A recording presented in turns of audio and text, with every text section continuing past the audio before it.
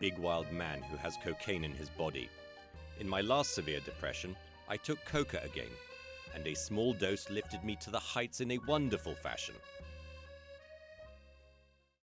Historian Howard Markel says Freud first learned about cocaine in medical journals.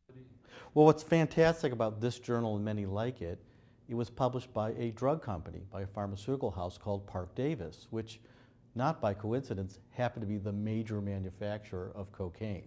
Cocaine comes from leaves of the coca plant. Native Americans and Spanish explorers have known this plant for centuries. But by the 1880s, big companies, what we'd call big pharma, were distilling the raw leaf into a new drug. Which, of course, doctors love because they want to give an exact, precise dose to their patients. In Vienna, Dr. Freud was fascinated. In 1884, he wrote the first major description, 70 pages, über Coca, about cocaine. By then, the secret was out. It was the miracle drug. If you had a stomach ache, if you were nervous, if you were lethargic, if you needed energy, if you had tuberculosis, if you had asthma, if you had all sorts of things, it was going to cure what you had. And this was how it was advertised, too. For the Parke-Davis Company, cocaine was a blockbuster, but others sold it too. One popular product was Vin Mariani, endorsed, says Dr. Markel, by Thomas Edison, Queen Victoria, and even Pope Leo XIII. French Bordeaux, with 6 milligrams of cocaine in every ounce. In Atlanta, a Civil War vet named John Pemberton made a copycat wine, and then had to shift gears when his hometown put a ban on alcohol. So the great mother of invention, he took cola nuts and soda water and syrup and made the refreshing drink we call Coca-Cola. Meanwhile, by the mid-1890s, Sigmund Freud was flirting with disaster, as he wrote in an 1895 letter. I need a lot of cocaine.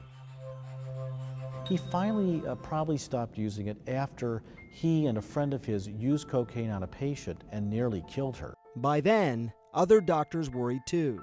Too many people were taking too much cocaine, and then these patients were presenting basically as addicts who needed the stuff. They couldn't live without it.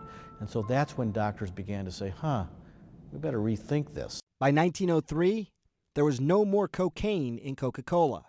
By 1920, cocaine was illegal without a doctor's prescription. But you saw it even into the 1920s and 1930s. The Cole Porter song, I Get No Kicks from Champagne, the next lyric is, some get a kick from cocaine. One sniff bores me terrifically.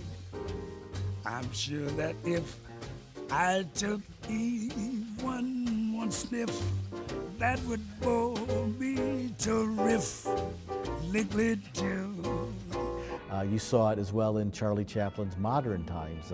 He's in jail at one point, and he accidentally takes cocaine that he thinks is salt because another jailbird puts his supply of cocaine in the salt shaker.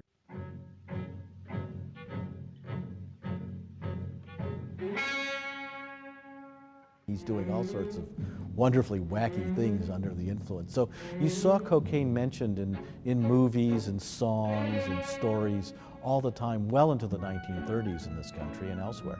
It then had a lull and didn't come back until the mid to late 70s and early 80s, when again cocaine was the glamour drug.